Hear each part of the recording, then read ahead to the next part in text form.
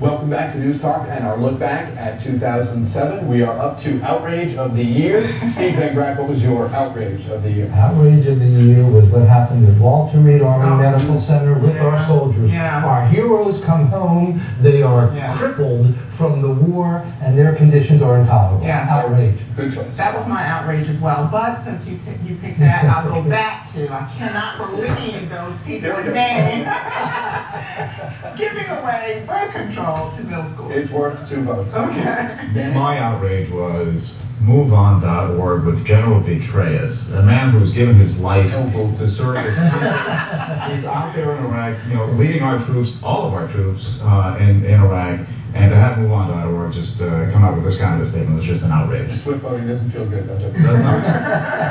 My outrage of the year was the FEMA directive to the folks in the field.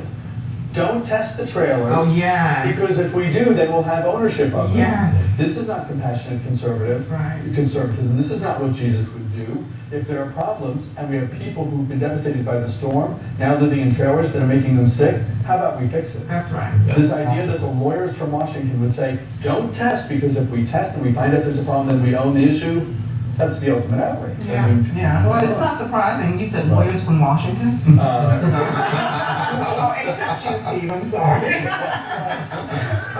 I'm feeling the I'm proud to be a lawyer. I'm sorry. I'm not sorry.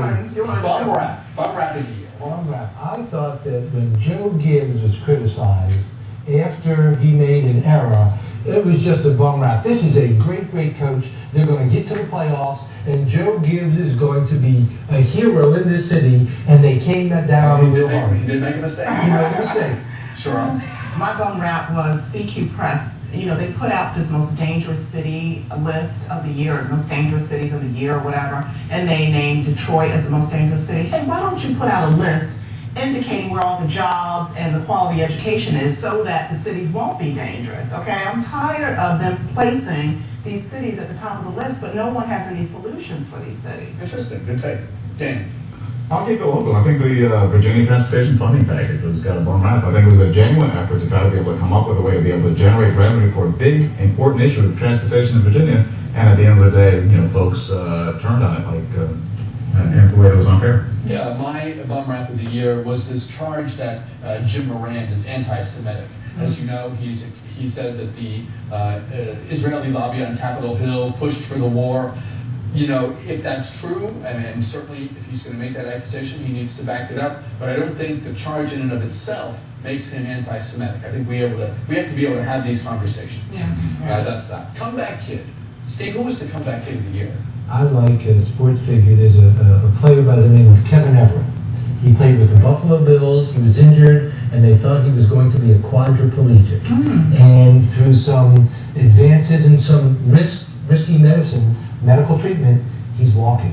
What a wonderful comeback story. He walked into the game last weekend. Great, great story. My comeback was Al Gore.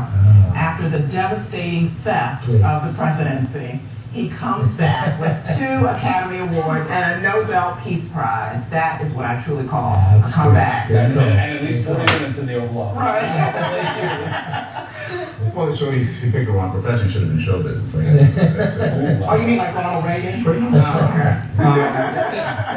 My comeback, I picked 2 Bushes as the comeback kids of the year. President Bush is for showing that he wasn't a complete lame duck. He's able to get the Democratic Congress to keep the line on spending and be able to come up with a budget that's not outrageous as it was expected to be. And the second Bush that I thought was a comeback, it was Jenna Bush.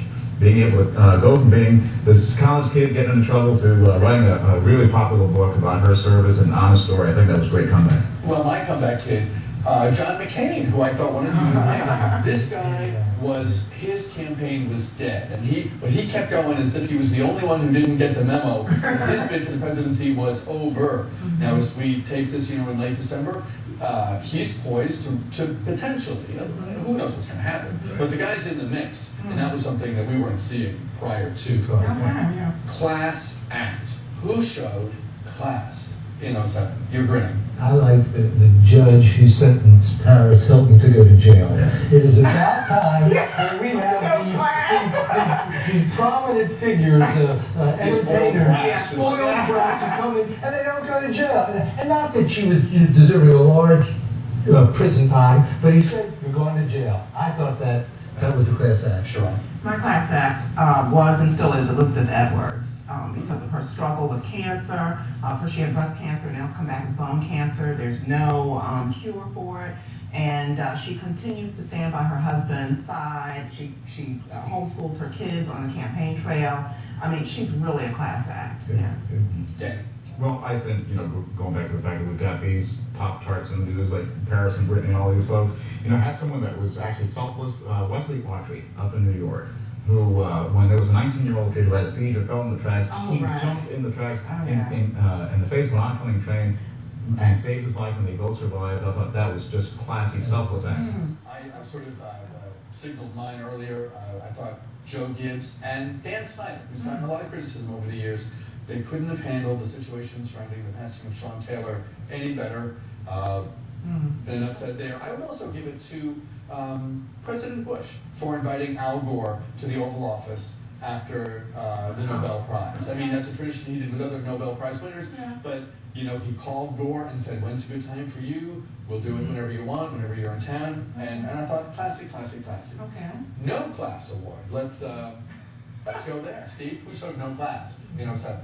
The administrative law judge who sued the cleaners and decided to make a mockery of the civil litigation system. I thought that was tough. So no pants and no class.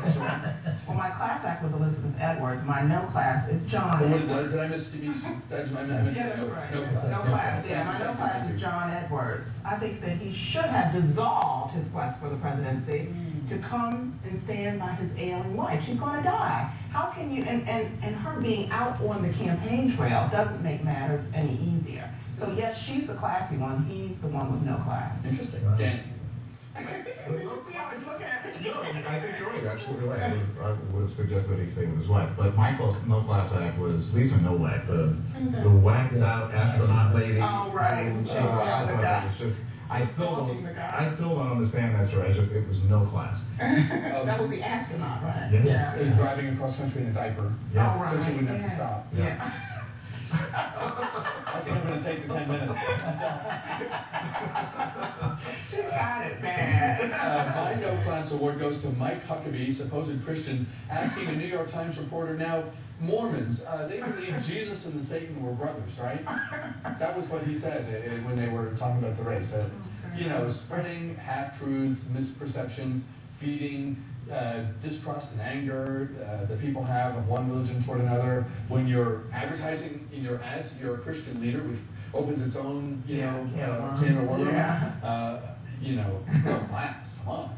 Well, it's hard to say it, and I don't believe it's true, but you then say that's politics. And you'd hate to say it. If you're in the gutter. It's the way it shouldn't be. It happens all too often. That is one reason people don't go into politics. Yeah. They say, I'm going to be subject to these awful, inaccurate, disgraceful. And it's funny because after the Boston Globe, after one of the, maybe it's, what's the big paper in New Hampshire? The Manchester Union Leader. After they gave their endorsement to McCain, Huckabee's response was, congratulations, I wanted that. We all did. We all worked really hard to get that endorsement. I'd love to have it. I can't argue otherwise, so congratulations, John McCain. That showed class, but this other business, ridiculous. We'll step aside. We'll come back in a moment. When we come back, our hero of the year, we'll review our predictions from last December, and we'll make predictions for 08. Don't go away.